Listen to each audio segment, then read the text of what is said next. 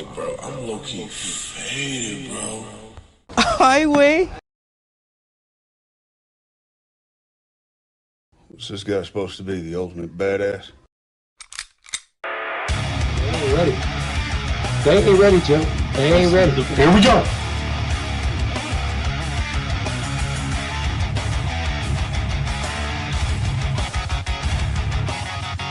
I'm gonna go out here, guys.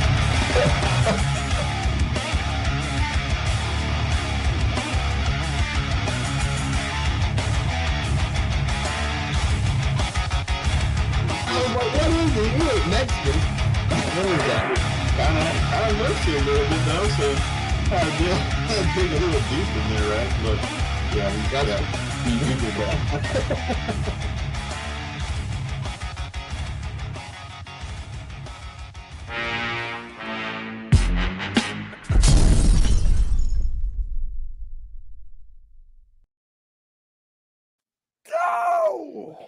Yo, what's up, everybody? Welcome to the 2025 season of the Frisco Report. We're back just in time to cover the Cowboys 2025 NFL Draft. What's up, Mike? What's going on, you guys? What's going on, Joe? What's going on, Frisco Report? It feels good to be back in my box. I'm back in my box. I just seen that intro for the first time with you guys. Joe, you killed it. Yeah, that was fun to make, dude. That was fun to make. Well, I was gonna change it up for every season, and this time we went with what we do best, man. We work great together, and it's great to be back, Mike. It's great to have you back here, and let's get rocking and rolling, baby. Let's get it. Let's get it. Yeah, man. So the topic of today, everybody. First of all, shout out to everybody in the chat box, everybody watching live and on the replay. Hit that like button and subscribe.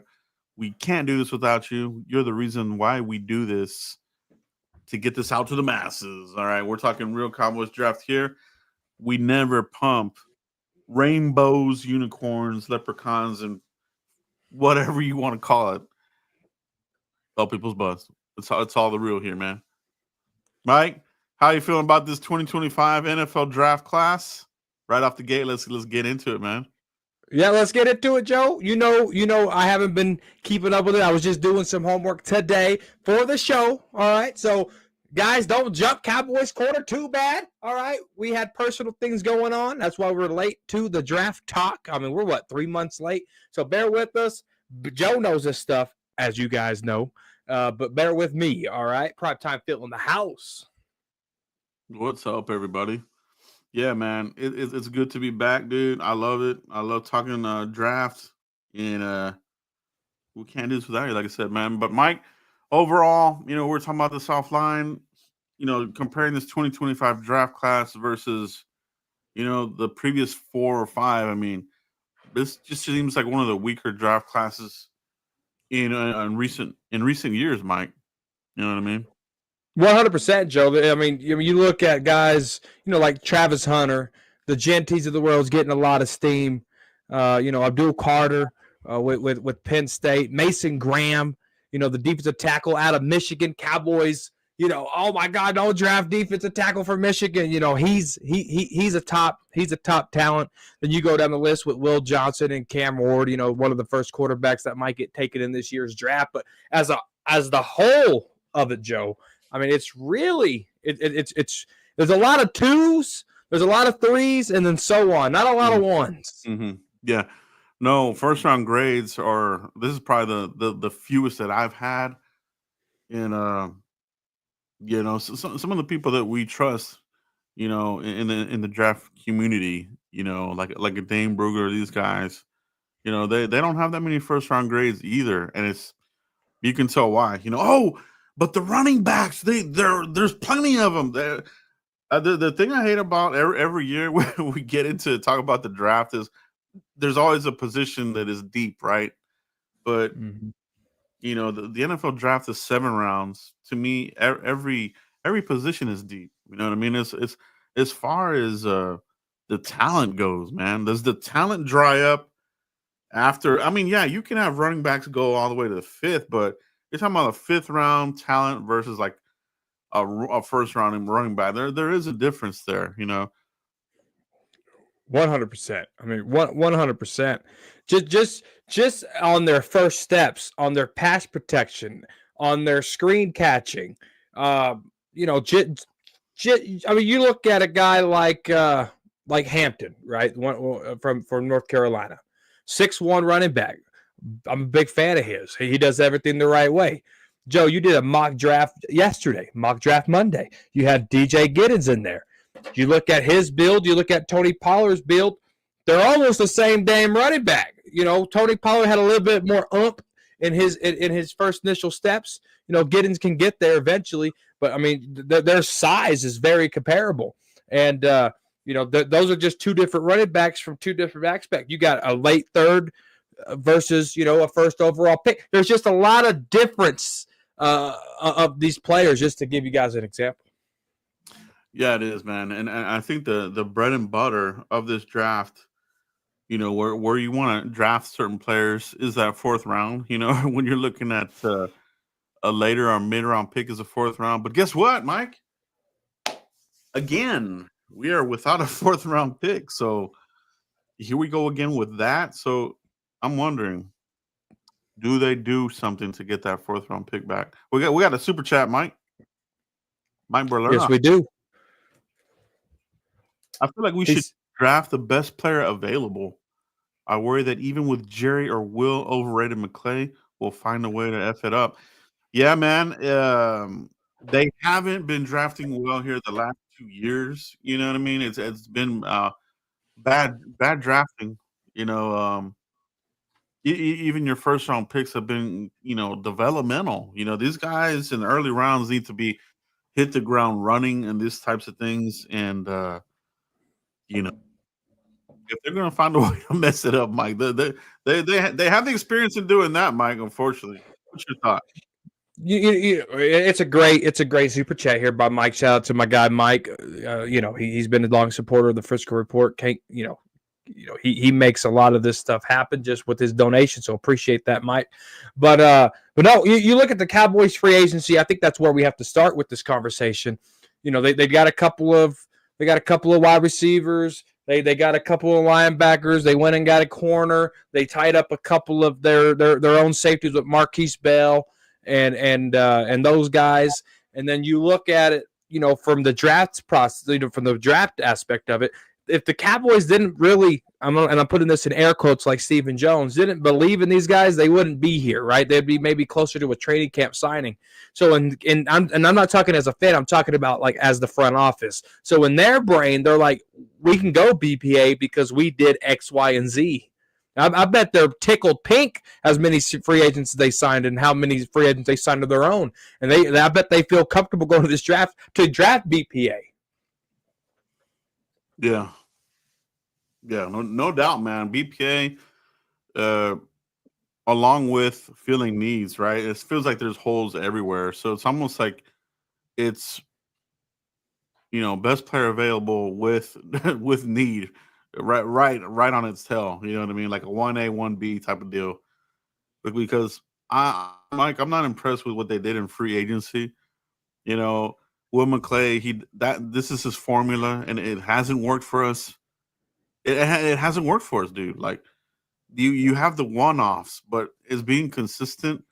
You know, you bring in, it's always the reclamation project. It's always the former first-round bust, second-round bust, a guy who has a name. I remember him from college, but hadn't done squat in the NFL. Like he loves these types of deals, man.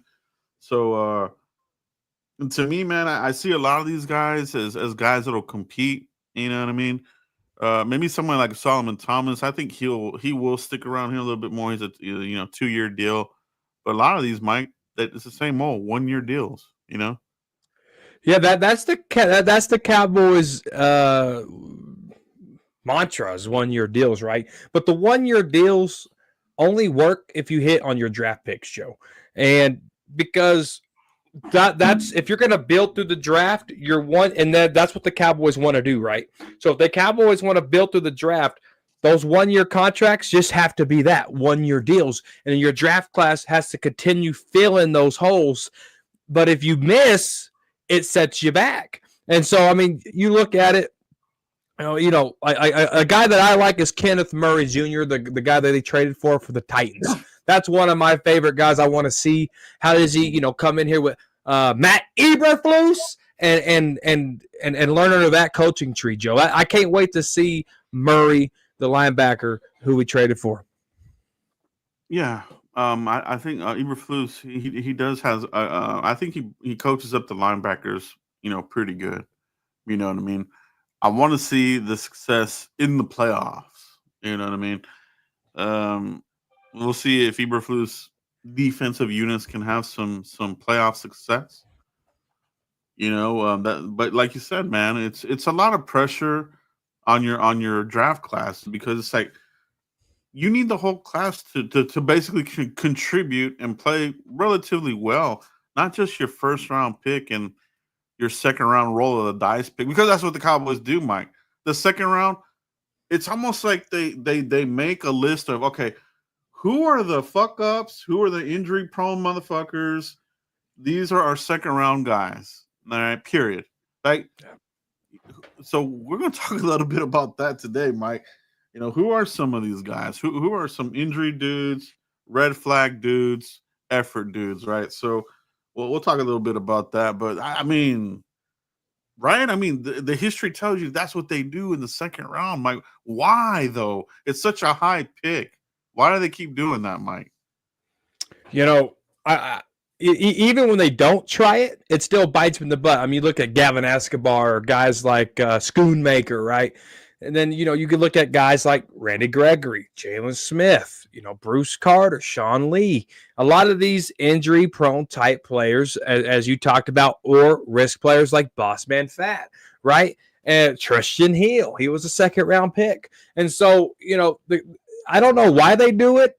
It's like they treat the second round like it's an eighth round. Like, this ain't the free agency undrafted guys. This is a real draft pick. It's time for us to do it right. And I don't understand why they treat it like an eighth round. It's a second round pick, guys. Come on. You're right, man. You hit it around the head there, Mike. I mean, it's such an early pick. And this year we're drafted in the upper echelon of each round. So it's almost like a late first. You know what I mean? So, man, they can't screw up these first two picks. No. If they can't afford to. They can't afford to. And, we're not big fans of this draft class as a whole. To me, I think it falls off a cliff after the fourth round. You're throwing darts at that point. The fifth round, whatever, right? It could literally be anybody. That's why a lot of my mock drafts this season are just going to focus on, these early, because later it's literally anybody, bro. You know what I mean? It's literally a lottery. You could try to predict the first three rounds, but the fourth, sixth, seventh, you're just throwing names out there. Let's be honest. But no, Cowboys have a lot of work to do this April. Happy April Fools, by the way. And no, man, it's good to be back. It feels good here to be back. It does indeed. It does indeed. Shout out to everybody in the chat box. Pound that like button like you do your side chick. Pound. Damn. Man, that's bad to say, but it is what it is in this type of climate that we live in this world. You know what I'm saying? Me Too movement coming to the Frisco Report. Hey, bro. So let me ask you this, Mike. Since we're talking here, this is our first draft podcast here that we're doing here. If you had to start the game tomorrow, what is your number one need? Forget about best player available. What is your number one need that you want to come out of this draft with? That's a fantastic question, Joe. And if I'm looking at the moves they did in free agency, and we're going into it right now, number one need, number one pick, Joe. I think I'm going Hampton, North Carolina running back all day long. Whether that's at 12 or a trade back, 16 to 20, somewhere in that sweet spot, I'm okay with it, gaining another pick. But that I think that's where we're going. I think that's where we're headed, is right there at the running back spot. And he could be the second running back taken. You know what I mean? Like early. You know what I mean? Yep. We're talking about the Giants being the team that could really throw a wrench in this whole draft as far as like, oh, do they take a quarterback? But then you have more. There's build up to these guys looking at Genty as their first pick to make up for the fuck up of letting Saquon Barkley go, as we were talking about earlier, Mike. Yeah, the Cleveland Browns, who do they go get? They got Kenny Pickett to compete with Deshaun Watson. They just locked up Myles Garrett. Abdul Carter could go there, Joe, right? But that could be a wrench if they don't go Abdul Carter, right? Travis Hunter, if they don't go Travis Hunter, that could really shake up the draft. Yeah. So it's going to be really interesting to see how the first 5 picks either make or break Cowboy fans. And that's what it is, right? And I mentioned this too, man. Let's get more quarterbacks to push the time down. Well, for me, man, I'm in the quarterback business. We don't have a backup right now, Mike. You know what I mean? Right. Will Greer, what's he gonna do, right? He's not the future. You know what I mean? Dak is gonna be 32 at the start of the season. So, do you want to have somebody that you could start to get in position? Do the Cowboys start their succession plan this draft or not? And if should do it, let's just do a hypothetical, Mike. Let's say Cam Ward goes number 1, and the Giants they take Genty. Okay, who then takes a quarterback? Do the Saints? Do they look at Shador? Do the Raiders? You know what I'm saying? Like, who else could be in the market? And if Shador is there at 12, is there a conversation there between Will McClay overruling Shoddy? Like, what's going to happen there if Shador is there at 12? Ooh, this is a good question. I honestly believe that where the Cowboys are right now with Dak Prescott's contract, I don't think a second-round quarterback is rich. I think a first-round quarterback might be really, really risky unless there's a little bit of food coloring in that talk with the Browns trading for Dak. Maybe maybe this is a draft day trade. All right. Who knows? But if something happens with that, with Dak and the Browns, then Shadur Sanders all day. But if there's nothing to it, Dak's here, and then I think it's like Johnny Manziel. They're gonna pass him up, Joe. That'd be very interesting. That'd be very interesting indeed. We have a super chat in the house here, Mike. Right there. Jetlee44. Hello, Joe and Mike. This is Jason Renfro. Hey, what's up, bro? I'm asking for prayers because I got to have surgery on my neck to correct what's causing my pain in my neck. Well, dang, man. That's yeah, man. Shout out to you, man. Hopefully everything works out for you there. Sorry to hear that. That sounds pretty serious. But we'll be thinking of you, man. You're a longtime friend of the channel, man. So definitely, bro.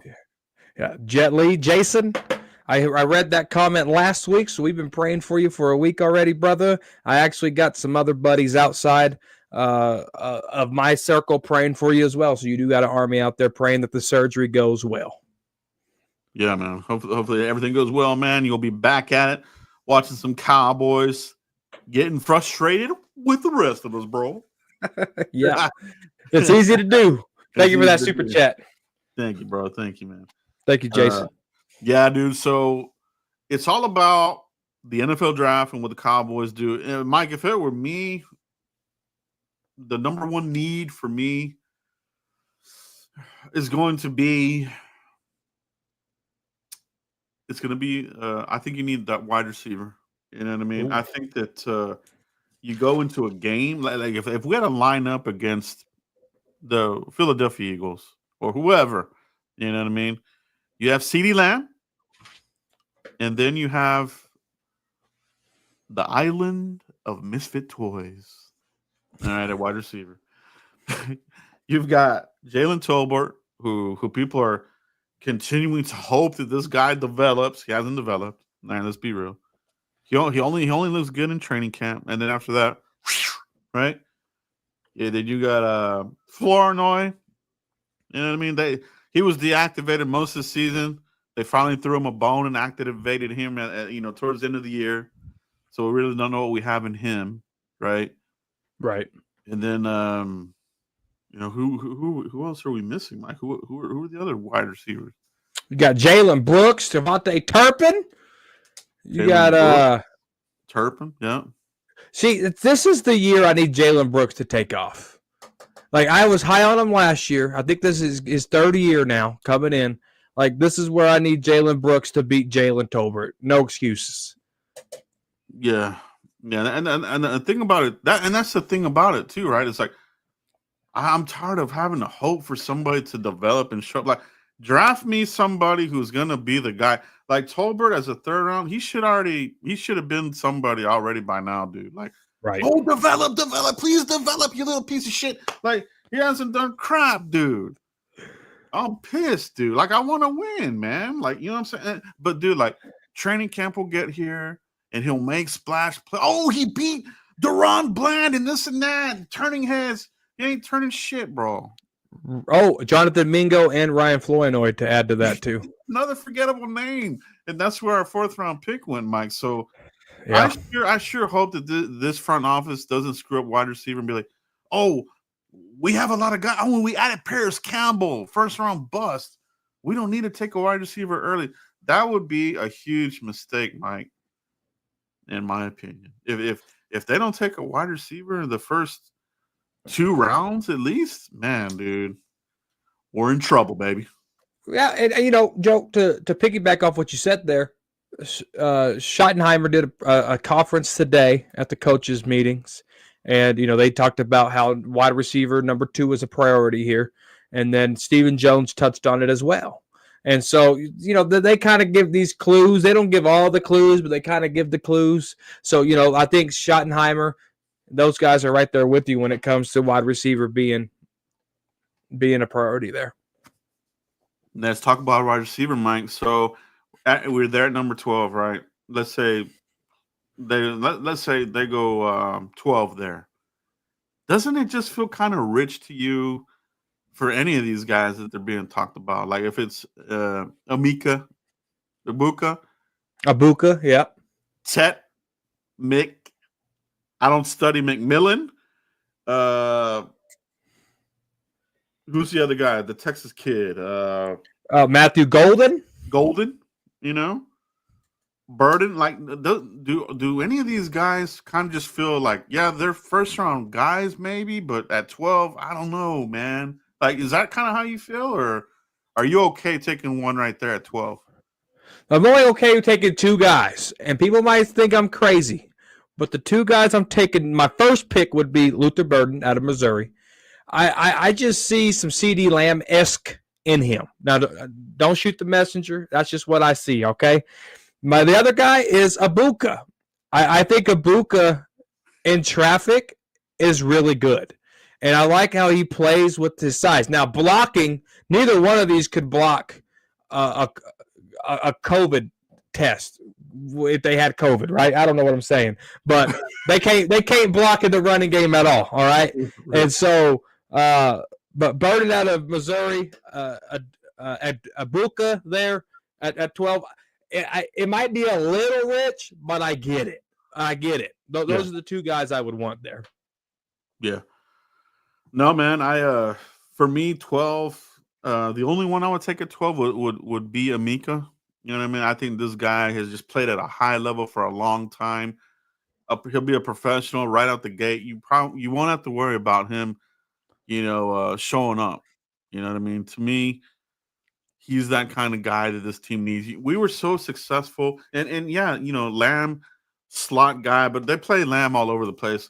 I want to have a Beasley type of guy, and I'm not saying Amika is a Beasley type of guy, but he has those type of traits to be a legit slot dude who you can do it all. Spread the ball all over the field, and then him run all over the place. You know what I mean?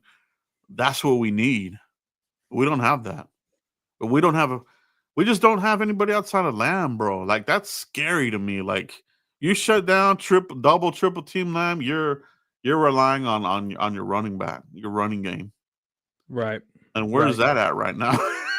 Exactly. And I like Burden and I like Aduka for the simple fact is they could play on the outside and they could play in the slot. If you get a guy like Matthew Golden, I think he's just a slot type of guy. I don't know if he could play on the outside and be impactful as like a CD Lamb, right? Or even a Michael Gallup in his prime when he had 1,000 yards. I don't know if Matthew Golden can just step out of the realm and go learn.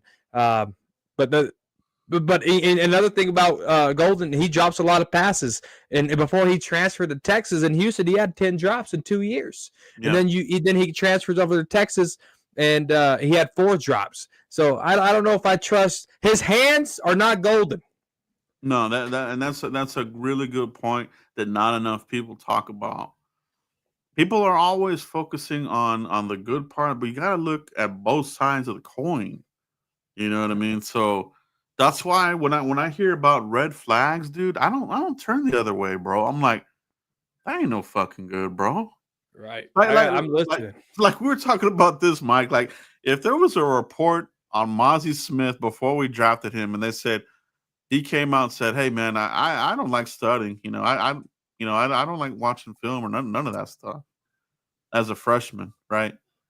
You have to account for that stuff because, like Parcells said, you are who you are. You are what you are, man. You know, could a player change? Possibly, but you know, it's like it's like alcohol, right? It's a truth serum. You know what I'm saying? You get into a comfortable situation on a podcast, maybe you get comfortable and you reveal the true you, bro.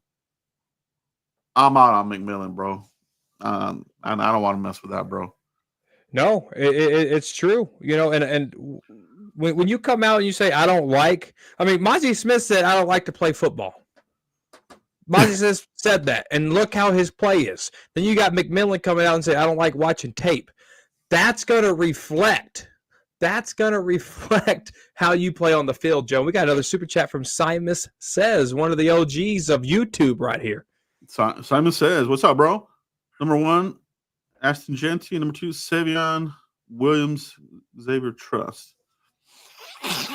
Oh, man. So they had Savion Williams at the Texas at Dallas Day. So they brought him in to take a look. You know, a lot of the Dallas Day guys are guys that they're looking at, you know, day 3 undrafted type of dudes. You know what I mean? For the most part. Now, they did they did bring in Quinn Ewers. Right? So he's probably not an undrafted guy, but he will be. I mean, he's in the mix, right, for the Cowboys. But yeah, man, Genty would be nice, but he just ain't gonna make it. You know what I mean? I think even if Genty had a picture of him smoking a bong, I don't even think that would drop him. He's just too good of a prospect. You know what I mean? Right.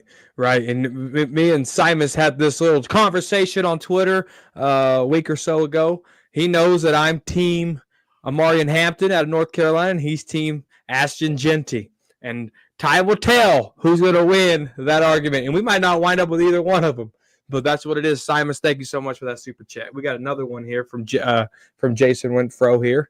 He said, go Cowboys, Mavs, Rangers, and Stars. Thanks for the prayers. No, Jason, thank you for that super chat, brother. Get well. Hope that surgery is good for you, man. Yes, sir. That's where we're at on that, man.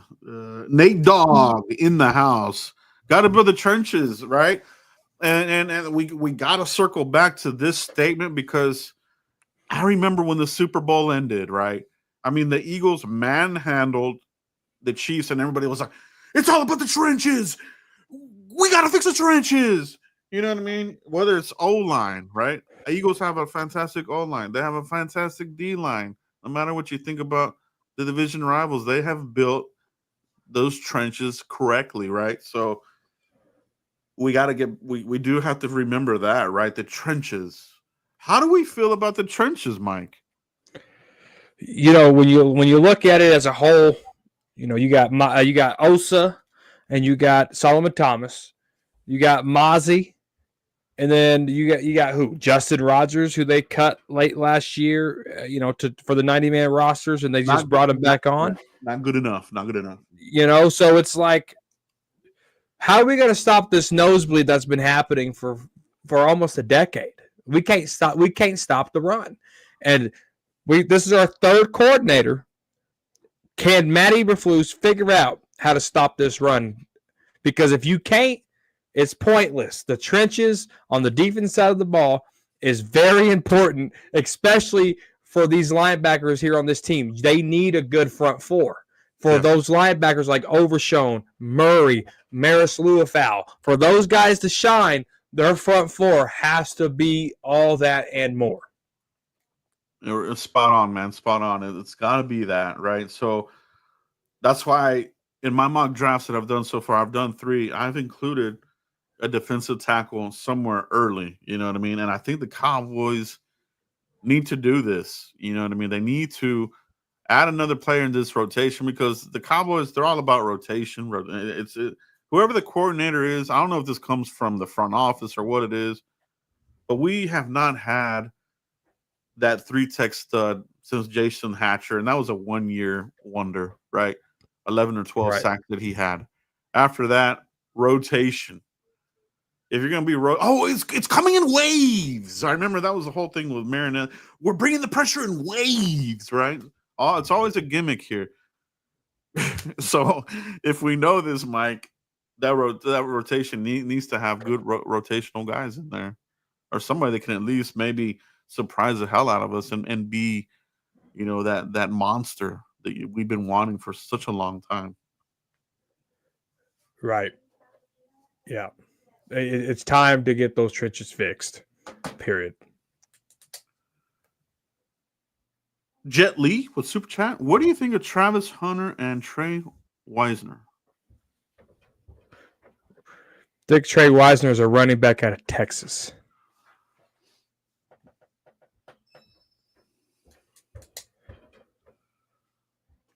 I have not seen Trey Wisner. I haven't studied him, so I don't want to speak on that one there.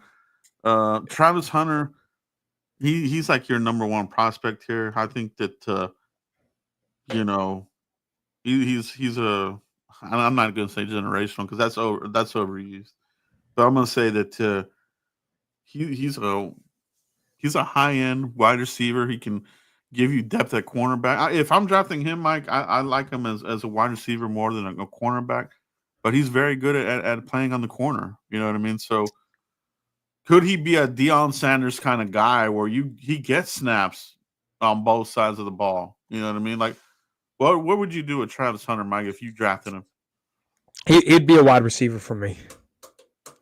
That's where he would be. He could do both. Don't get me wrong.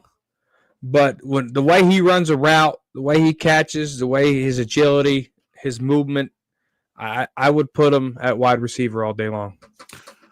I agree, man. I think he bailed out Shador many a times. Didn't stop, man, on his route. He always found the way to get open and bail Shador out. And so I like him more as a wide receiver. Trey Wisner, like I said, I haven't studied film on him yet. I'll put that to my list here and check him out. I don't think Trey Wisner is draft eligible. He's only 2 years out of Texas. So I don't know if he's coming in this draft or not. He might come out next year. That could be what it is, because I know they got Texas guy Jaden Blue coming out, the speedy running back, but of course a little banged up. Yep. These running backs, you got to be careful with the banged up dudes. Who was the guy that we were getting mocked all the time? I think he went to Carolina. He got a Texas back all banged up. You remember that? Oh, Jonathan, I do remember that. What was his name? I forgot. Yeah. What was his name? I think it was Jonathan something. The chat will help us out. Yeah. But it seems like, some of these guys, they come out a little bit banged up, and you don't want that. But if you're the Cowboys, perfect second round type of guy, right? Injury dudes. Yeah. for me, Mike, like I said, I don't know where Tech McMillan will go in this draft, but to me, he would be like one of these roll the dice kind of guys because of, are you going to have to babysit him? Are you going to have to mentor him and show him how to be the right way as far as like study? You know what I mean? Like you might be able to get away with that in college, but that's what separates these guys from being legit and being a bust. You know what I mean? Like you cannot do that at the NFL level and expect to be successful. These defensive coordinators, these DBs, they'll eat you alive, bro. They will eat you alive. You know what I mean? Right. Right. It all depends on how bad, the Jacksonville Jaguars want a McMillan, with that their wide receiver needs. You got the Raiders wide receiver needs, the Jets wide receiver needs, Carolina. You got New Orleans. I mean, all these are top 10. There's a general manager that didn't care what he just said about not watching film. Right. So a general manager is in love with him no matter what, and he can still go top 10. But now that's your baby. That's your problem child. You hit it right on the head here, man. These are the types of guys that will, if they continue on their way, they'll get the GM fired because you drafted him. This is on you. You know what I mean? Dallas, of course, they don't have that issue here, so they have no repercussions. You can draft a bust. You can pass on TJ Watt, and your job is safe, bro. Yeah. You can move up and get a bust Morris Claiborne, and you're good, bro. You're nothing's gonna happen to you. Mm-hmm. That's a major issue here with the front office here, Mike. But another player to look at, injury guy, Jihad, the linebacker out of Alabama, is another guy, a linebacker, right? So Cowboys, I think you need another linebacker somewhere in this draft, and I wish we had the 4th round pick because I don't know if they'll take one early, but if they didn't, I would at least try to get one in the 4th round. You know what I mean? But Jihad Campbell, lots of surgeries. His knees, they're kind of bad.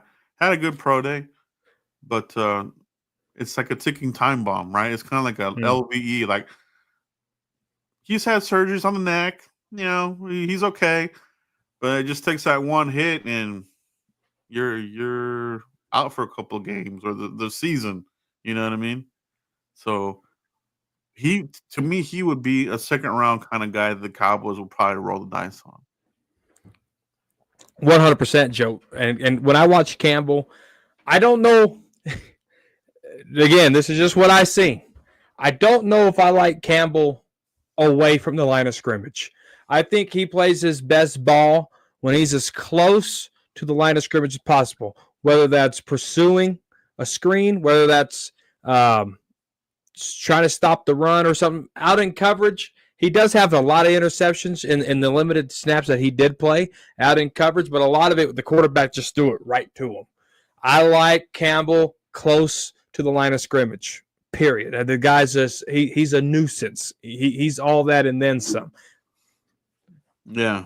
No, that's what he is, man. That's if you're okay with the medicals, you know what I mean? And you're okay with probably he will miss some time, then you'll take that guy. And the Cowboys have added some depth here. Like you said, they added Murray. They've invested in Leo Fowl, who should be another year under his belt under Eberflus, who's kind of like a linebacker whisperer. So it could be a good thing here. So we'll see what they do with linebacker. Mike Berlerner with the super chat. The thing I worry about drafting Genty is I feel like he's going to fail under our horrendous O-line because we have one of the worst O-lines in the NFL. Yeah. The O-line, Mike, is this another area where the Cowboys could surprise us and go O-line with that 12th pick? So I got asked this question the other day on another channel, and I think it could be left tackle. I really do. I mean, you look at Tyler Smith, You look at Brock Hoffman or Cooper Beebe, and then if Brock Hoffman's there, you got Cooper Beebe taking over for the great Zach Martin. And then you got some competition with Terrence Steele and Tyler Guyton if Connor Riley wants to go that direction. So that leaves what? The left tackle wide open. I'm not for. I don't know if I buy into Awesome Richards yet. You know, they're going to try to sell us on Awesome Richards. I can't buy that ticket just yet. So I really think that O-line could be a surprise pick. It wouldn't be a surprise pick, but they're going to be, oh, there was this player here. You should have went here. Why did you go O-line? That type of stuff. Exactly. And that's kind of what the whole title of this discussion is who are the Cowboys going to draft versus what the fans want? A lot of the fans, they're fixated on Genty. They're fixated on Ted McMillan, right? There's two guys. One is very polarizing, obviously, with McMillan. Genty, he's just not going to be there, bro. If he's such a badass, which he is, he's not going to make it to 12. Look at Bijan Robinson, right? Really, really good running back. He went early to Atlanta, dude. Like, but what about Detroit? They got this dude a little bit later, right? Well, running back, it's all cyclical, right? The running backs are going to be back in, you know, like, oh, we need one, right? These teams know they need a running game, man. So, yeah, it's going to be how would he do on this offensive line? Like, Mike, you hit it right on the head, right? It's like, could O-line be the pick there? You know what I mean? To me, the Cowboys, they're very stingy, though. They're very loyal to the people at their position. Like, we're not moving him. We're not moving him. I just feel like we're going to be stuck with Guyton until he officially shows he's an utter bust, which I don't know if he is yet. But I didn't like how they kept pulling them out of games mid-game. Like, what is it mental?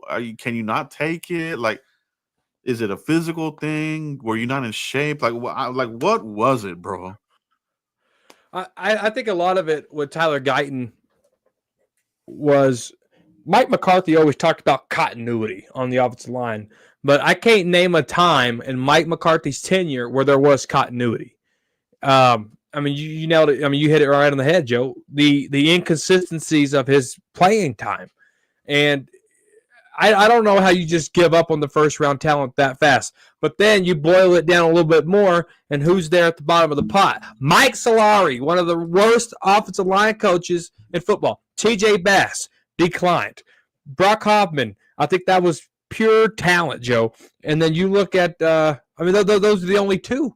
Terrence Steele looked horrible. Zach Martin didn't look good. Tyler Smith had more penalties just last year. That has to be coaching, right?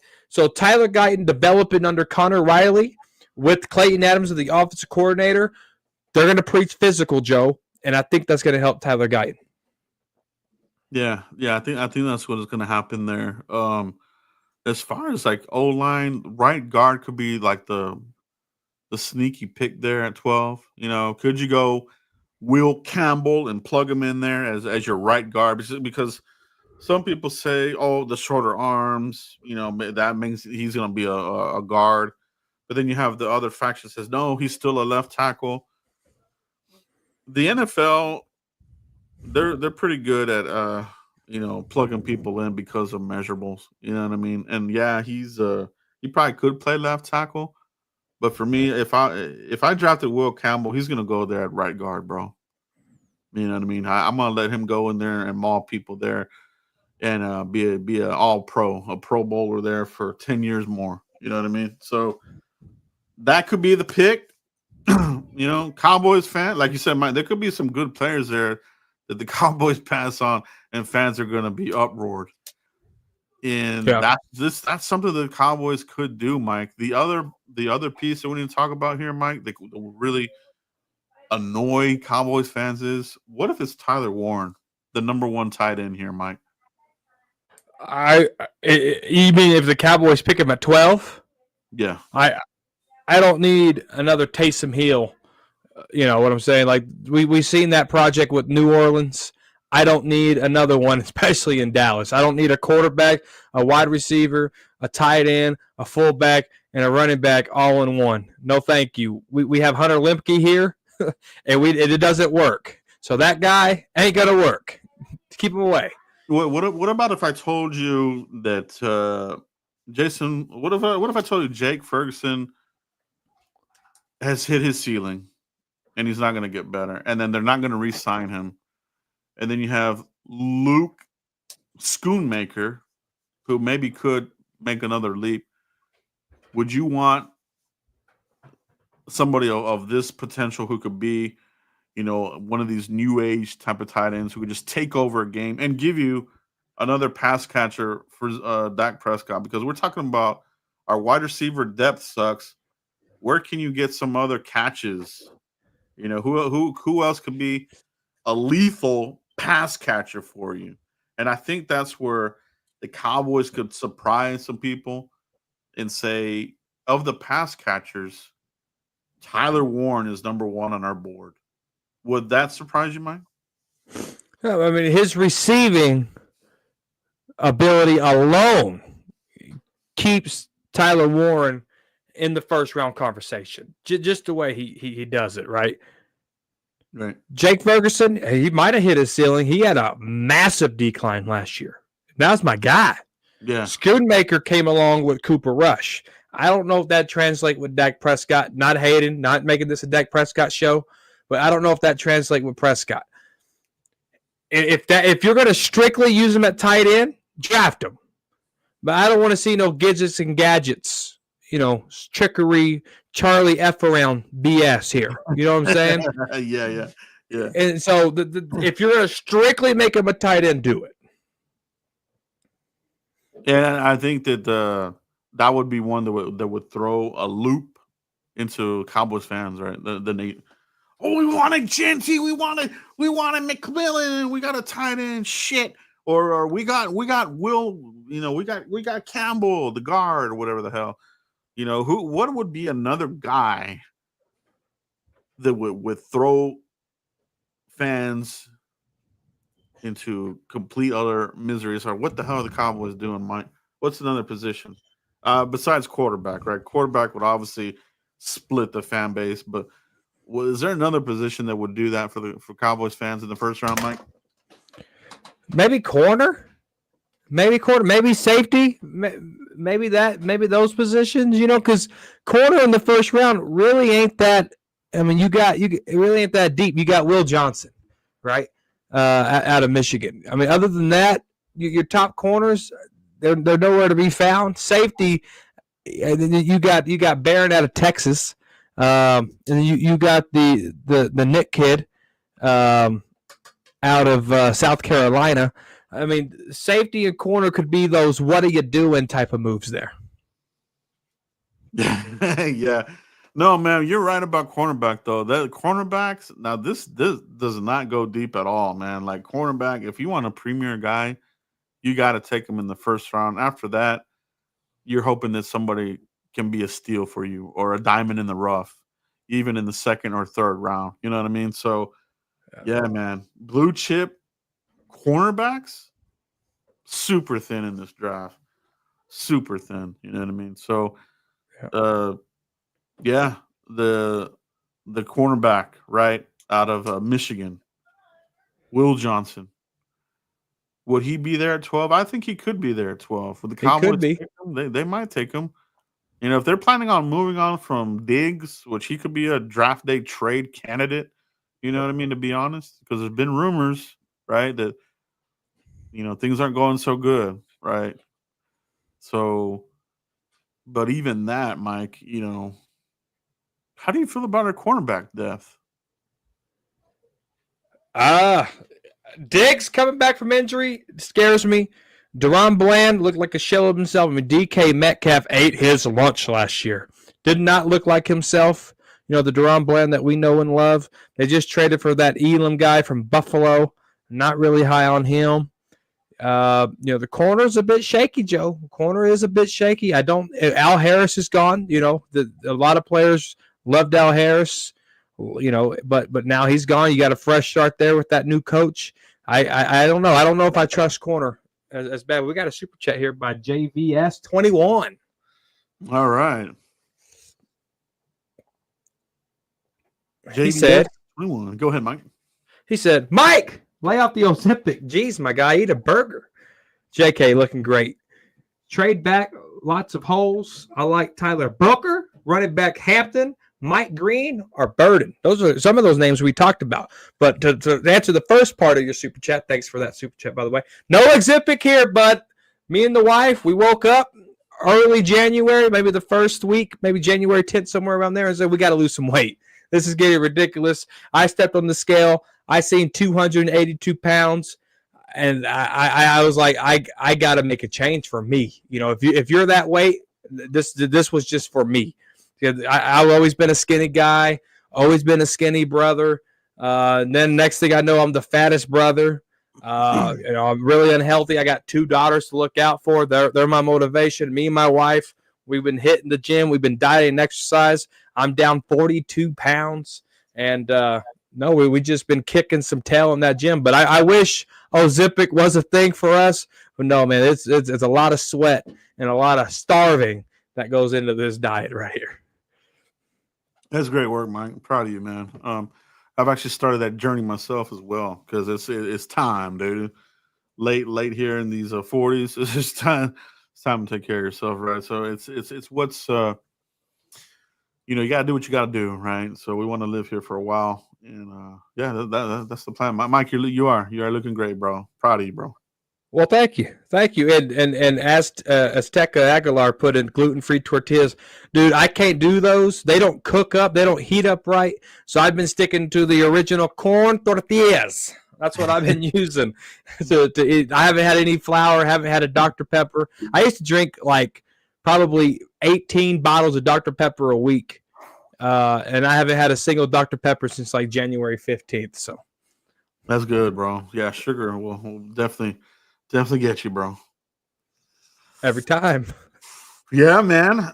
Lots of good names there. Burden Mike, I think people have forgotten about him, but he's a good wide receiver, man. If he's falling, he would be a trade back candidate for me, man. You know what I mean? Because I like him. He's my wide receiver too. It's Amika, Burden, Goldenish, and then the rest are just. Oh, and I do like Noel. I think this guy has got a little bit of a Steve Smith in him, so I do like him as well. Maybe as a second round guy. Yeah. Mike Berlerna, super chat. What's going on, Mike? I feel like this season is going to be Trayvon Diggs' last season with us. It definitely has that kind of vibe. After the season, I feel like he's going to be cut or traded.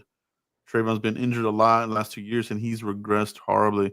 Yeah, man, we talk about this all the time.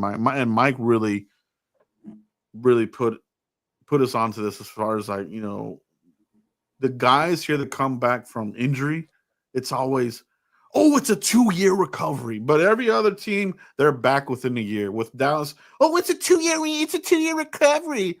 And then a lot of fans are brainwashed now, like, yeah. 2 years, he'll be better. Why, bro? No one can go through this shit but us, bro. It's always a 2-year recovery, whatever the hell it is. It sucks. You look at the guys that, Deron Bland injured didn't look good when he came back. Terrence Steele, Trayvon Diggs got hurt again. Trayvon Diggs made Jerry and Steven and Will and Mike all confused by pulling himself out and putting himself on IR. That's basically what he did, right? So when you do stuff like that, the Jones family doesn't like it. So this is Trayvon Diggs is a draft day trade. He's probably our ticket back to the 4th round. That's probably it right there. Or it's his last year. I would rather just trade him and get a 4th round pick back. At the minimum, right? But the way the Cowboys I always get scared when the Cowboys are trading because they get ripped off a lot. I would hope for a 4th.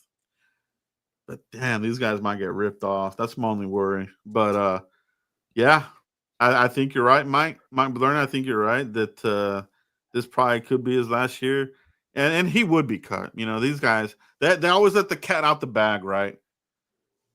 We'll just wait for him to get cut. We never get anything out of these guys, man. We always, I don't know. This front office has just been shitty for years, bro. No, they have been. I mean, look at the track record, Joe. Yeah, they built 12-5 teams. Jerry hangs his hat. Jerry hangs his hat, Joe, on having the 6th most wins in regular season football. Yeah. But we're not going to talk about the wins in the playoffs, Jerry? Like, what are we doing here? Do we forget that there's football outside of the regular season and your team hasn't won? What was Romo's record? 2-4? Dak Prescott's 2-5. You're 4-9 in the playoffs. What are you doing, Jerry? That's what I want to know. That's what I care about. Yeah. No, that's what it is, man. That's exactly what it is. So, what do they do? It's going to be a very interesting question as far as more of the 30 visit names will come out. Our next show, we're going to go over who the Cowboys have met, who they've met with, and who they're going to meet with. We'll get that list compiled here for you guys and have an up-to-date list for. Hopefully, we'll get this on next week, and we'll get that list out to you, and we can break that down. But we won't fixate on those because that's another mistake that we do is only these 30. But then when the draft comes, only 1 or 2 guys are taken from there, right? And then the rest are like, who is this dude? So we'll try to cover those who is this dude type of players too, man. We'll try to get all of them in here. Right. Let's talk on that, Joe. But man, it felt good to be back in my box. This is my box right here. That's my box. Oh yeah. Oh yeah. What's the most we can get for Diggs? Yeah, I think a 4th is probably going to be the most that they're going to be able to get for him. Honestly, I think a 4th is it. I wish you could get a 1st or a 2nd, but nobody's going to pay that. You know what I mean? Especially with his contract? What's his contract? It's not cheap, right? So I'm looking it up right now. And that's where they're going to get dinged at. I think it's going to be like, okay, well, you're paying him this much. We'll give you a 4th. Unload him. Oh, he's only 12 million on the books.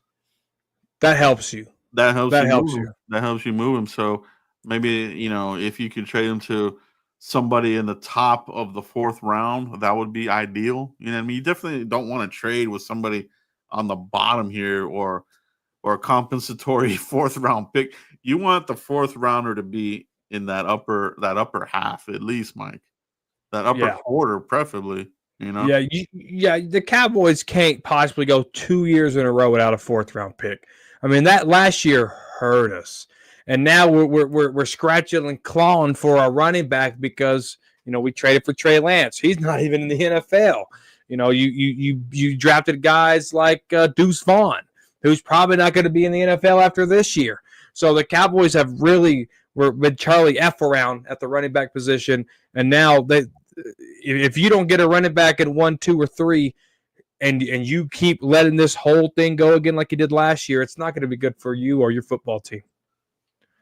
Yeah, it's with Diggs, man, it's part genetic too. His brother, same deal. Stephon Diggs injury. You know what I mean? But he's been able to get the teams have been able to trade him for decent picks. But Dallas, they're gonna get their eyes poked out, bro.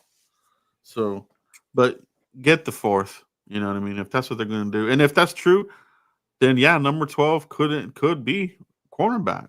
We need to be ready for that. You know what I mean? All day long, 365. If they go corner round 1, Diggs is gone. Diggs is gone, and DeRon Bland's probably getting paid right then and there. It's going to be a domino effect. Mm-hmm. No, that's true. That'll be the tell. That'll be the tell right there, man. If it's Johnson, yep. If that's the number 1 corner on their board and he goes, yeah, that's sayonara. It's Johnson, trade Diggs, extend Bland. That's the domino effect right there. Yeah, that's it right there. Mike, I think that's it for tonight's show. We'll be coming back, like I said, next week with the latest who the Cowboys are meeting with, prospects, and if we have time, we'll get into a mock draft, baby. Hey, I'm ready. It's good to be back. It's good to see everybody in the comment section. Thanks for all the love and support. You know what put the smile on my face is Joe and Mike are back. Yes, Joe and Mike are back. Joe and Mike are back. I love that. I love seeing that. It keeps us going for this, our 5th year, Joe, on the Frisco Report. So that was a really good intro. As a matter of fact, let's play the intro before we leave for these guys. You want to play the intro? Want to see the intro again?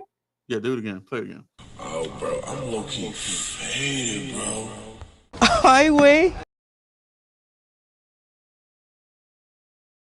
What's this guy supposed to be, the ultimate badass? They ain't ready. They ain't ready, Joe. They ain't ready. Here we go.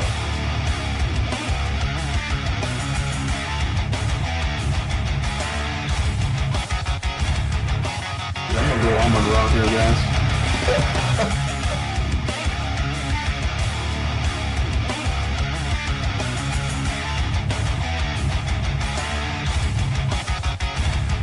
What is it? You ain't Mexican. What is that? Kind of looks it a little bit though, so kind of dig a little deep in there, right? But yeah, we got that. You did that.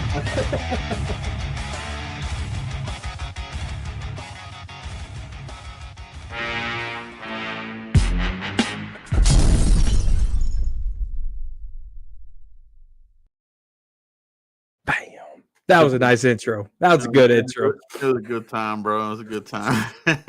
5 years right there. Yeah, I remember in that mock draft I took Amon Ra, and people I remember you're like, people in the comments hate that pick, Joe. They don't like the pick in Amon. And look what he's doing now. He's such a beast in the NFL, man. So we know what we're doing here, guys. We know what we're doing here at the Frisco Report. So stay here with us on draft coverage, and we won't lead you the wrong way. You know what I mean? Yeah. Hey, stay right here. I think Nathaniel said it best. The best draft show, or the best draft show out there. Nathaniel said that best right there. Thank you for that, guys. Thanks for the love. But no, Frisco Report back next week, guys. Count on it. You got anything else to say, Joe? That's it, man. We appreciate everybody that they joined here today, and thank you, man. Hit like on that way out, and we'll see you. We'll see you next week, man, for another jam-packed show, bro. It's gonna be fun. Peace.